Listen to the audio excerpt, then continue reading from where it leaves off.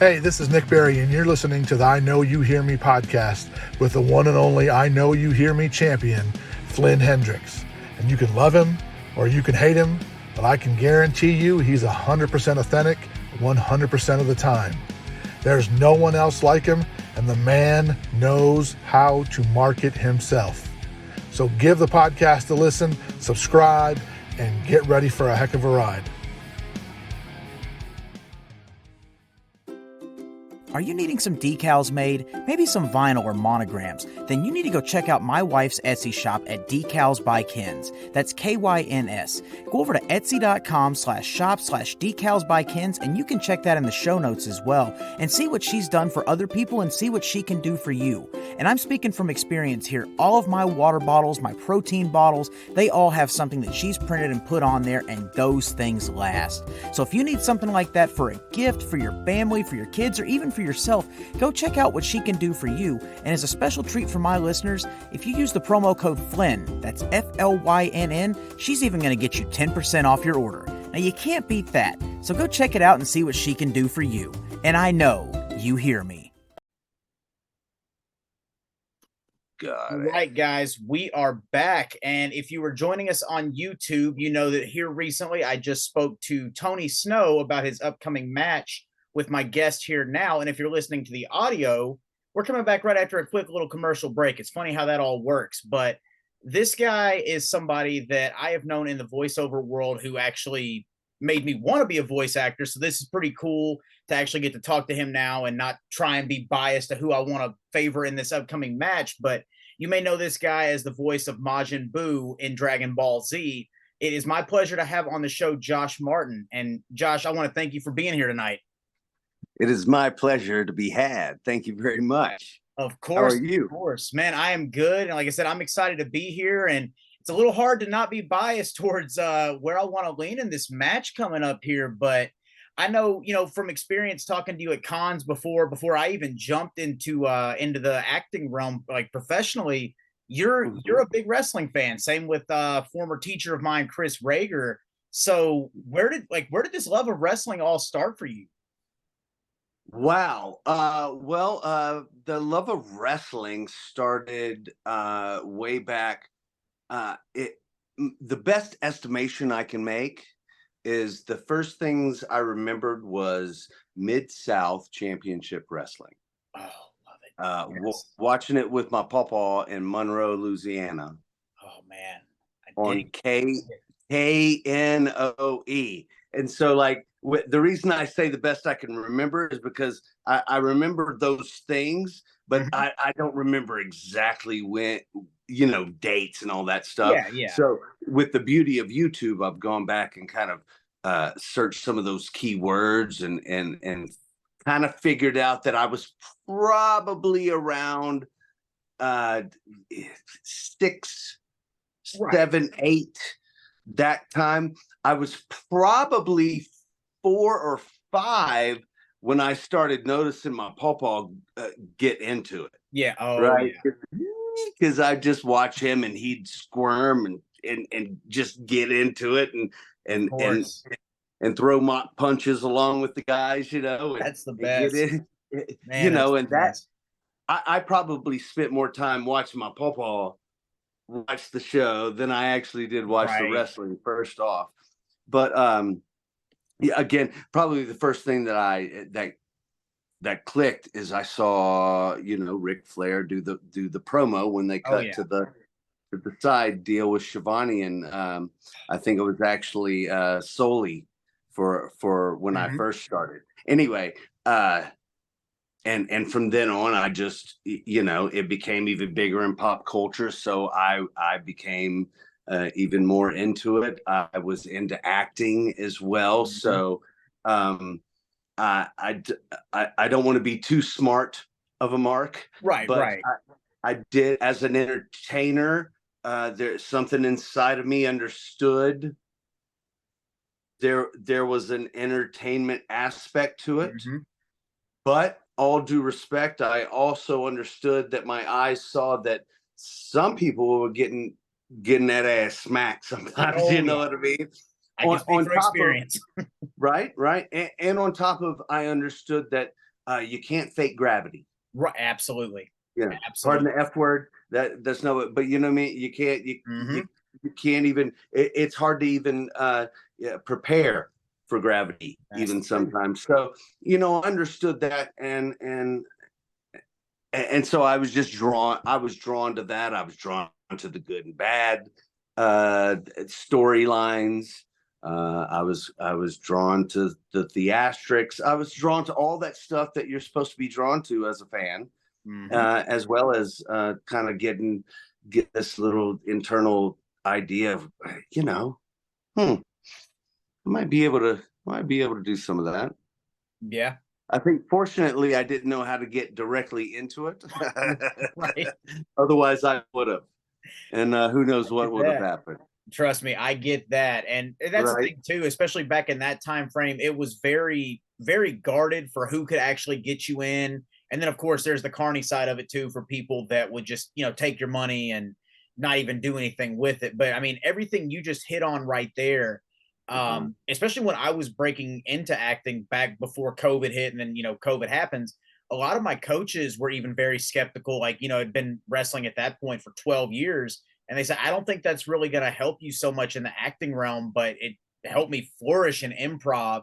And then the theatrics and everything, like you said, that go into it, it all kind of goes hand in hand. And it's crazy how it all intertwines now, especially, you know, mentioning pop culture, how like Dragon Ball, for example, because that's where I first became aware of you at that time, was not a cool thing, you know, for a lot of people to be a fan of. Now it's everywhere. And you see a lot of wrestlers even that have these anime inspired gear. So all this stuff kind of like intertwines, and it's crazy how your career path and your life journey has brought you to this point. So do you remember where in the journey that brought you in contact with Tony Snow back in the day?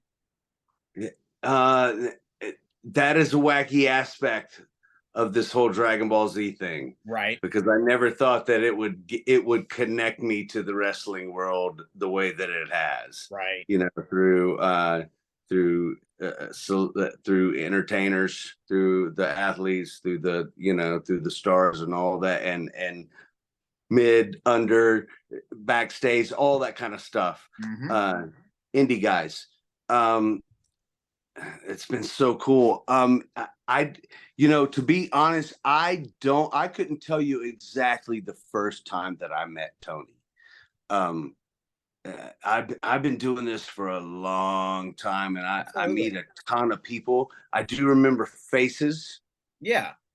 And so I'll be, I remember your face. I couldn't necessarily tell you if there wasn't anything, and that's no slag against the time that we first met or anything, but just if there wasn't anything like super blank memorable to me for whatever reason, then we might have to have might need to reconnect, have another connection. But I just remember throughout the years, people that I work with, there's always been a connection through Tony Snow randomly. Right. And this has come up, and I gotta say that just to be honest, I know this is going to come out Friday, but I really don't know of any match that I know that besides the one that Tony has challenged me to find a representative. Right. I don't. I'm not. I was just asked to appear there and sign some autographs. Right.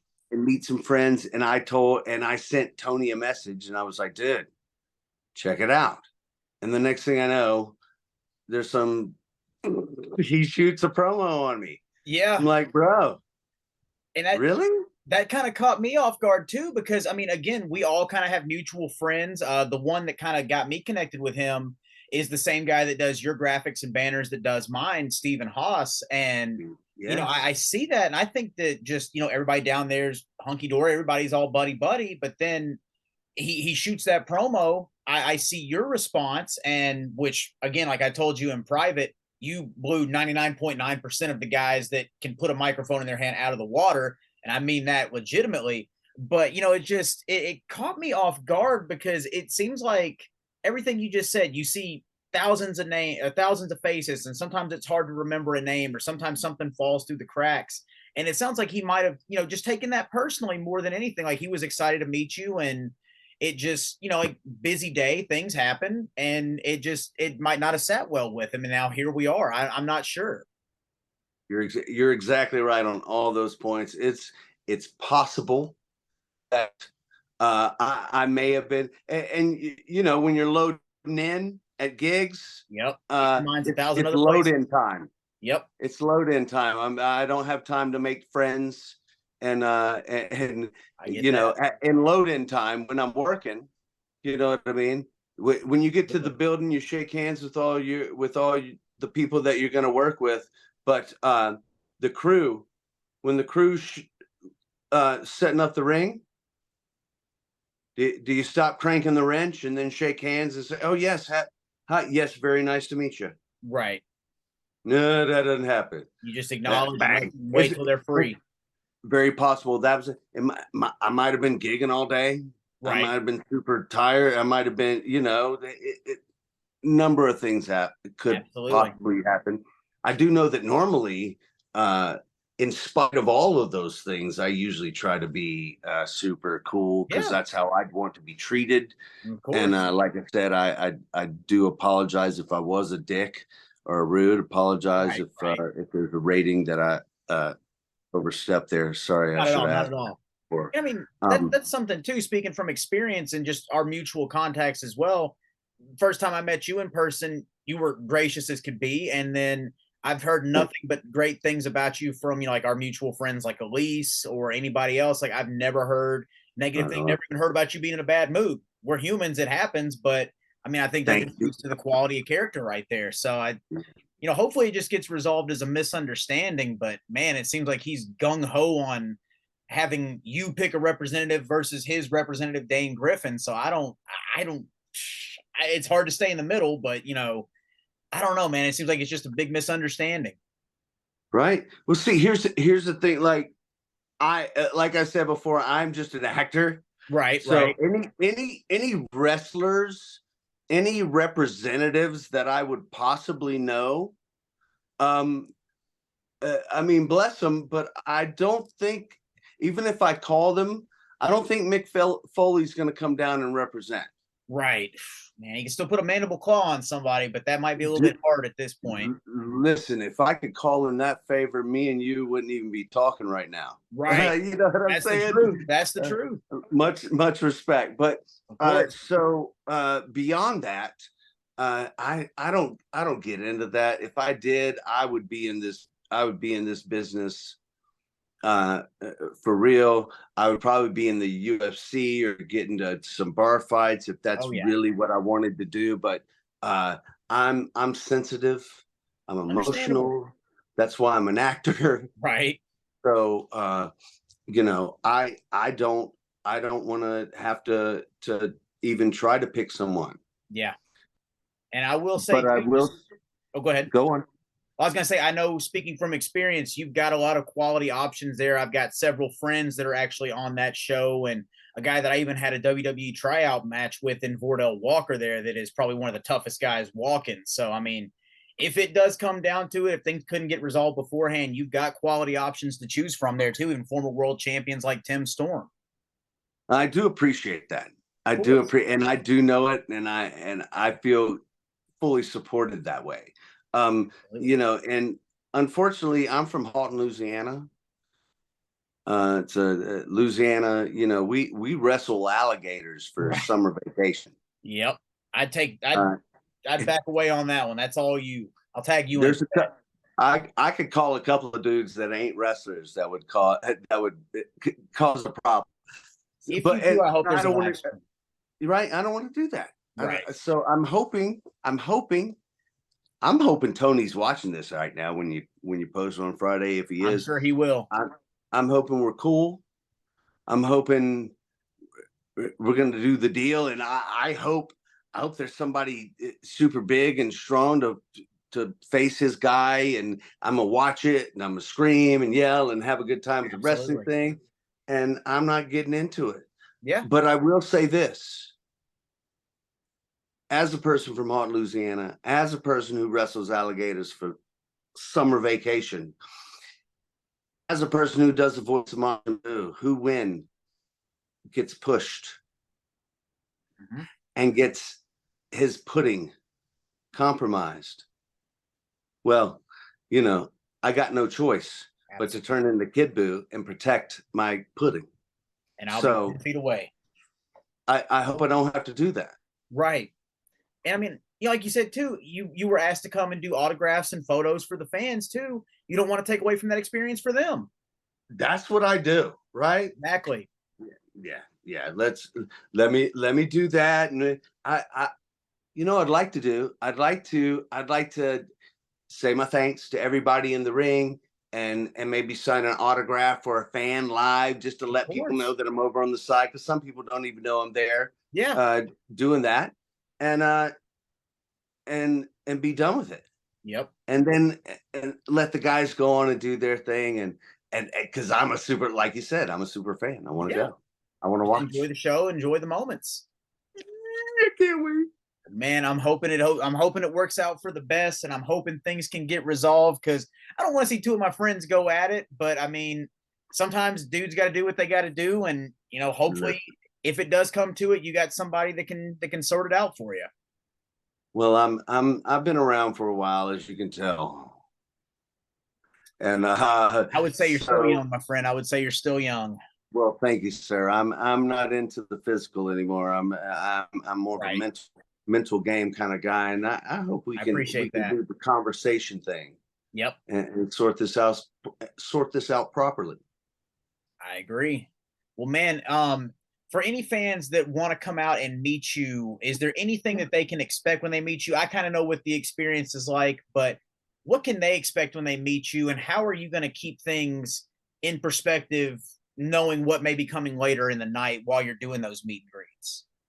Well, when it comes to me, I suggest have no expectations, because you never know with me. I like to keep you guessing. Absolutely. But in a good way. In a good way, as we talked about. I'm all about having a good time. I'm here for a good time, not a long time. Absolutely. All right?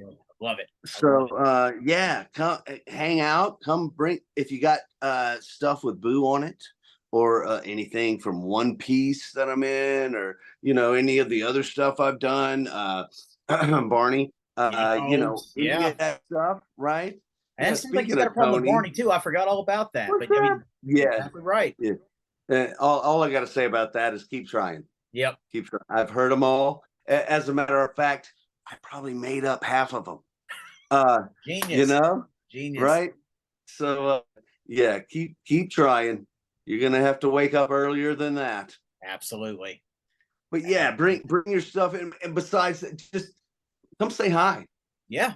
Don't have anything to sign, don't have any money. It's cool. Come out, make a memory. Come say hi. I'm good to fist bump. We talk about it.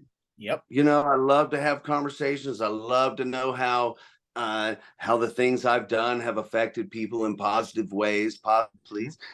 You know what I mean? Even and mostly in a lot of negative situations sometimes. And I'm truly blessed for that. And I appreciate those times. And I love to hear them. And I love to share those with people. And, that's where the magic happens. Feel open to share that with me. Absolutely. Yeah. Come hang out. But if you want an autograph, bring some money or a credit card. That's just how it goes, guys. That's how we pay the bills. That's how you pay the bills. But man, guys, those gimmicks keep coming in the mail, don't they? Yes, those gimmicks they call bills, and Uncle Sam's got to get his money too, unfortunately. But that's another story. But man, Josh, in all seriousness, thank you for taking the time to be here and talk about everything that's been going on. Hopefully we can have you back another time to talk long form more about the acting side of things in your career. But guys, it's going to be a stacked show no matter what happens this Friday in Sherman, Texas at the Elks Lodge. I'm going to have all the information in the show notes. So go out and meet Josh, make a memory, enjoy a stacked show with some credible talent that even I've shared the ring with, so I can tell you they're good from experience. And it's going to be a fun time. So go on out, have some fun, and just support local wrestling and meet one of your favorite actors at the same time. That's a win-win right there. So, Josh, seriously, thank you for being here tonight. I can't say thank you enough. This has been a dream come true on my end as a fan, and it's just so cool to see these worlds intertwining and see what's going on. So thank you again, my friend. Hey, it's been my pleasure. Thank you. Everybody, check out my man Flynn. Follow him. Watch him do his wrestling thing, his acting thing. I've been a fan for a while. I appreciate that, brother. Thank you. And guys, if you haven't already, check the links below. Hit that subscribe button. Leave that 5-star review. Leave a written review if you think I've earned it. Get the merch, and let's help support some local charities like the Nashville Humane Society or St. Jude at the same time. And let's keep this thing going. But for now, forever, some kind of WWE catchphrase in there that I'm still trying to put out in the universe. We'll be back next week with another awesome episode, and we'll have some more quality audio content. So get connected with me, get connected with Josh, and don't miss out on anything we got going on. And I know you hear me.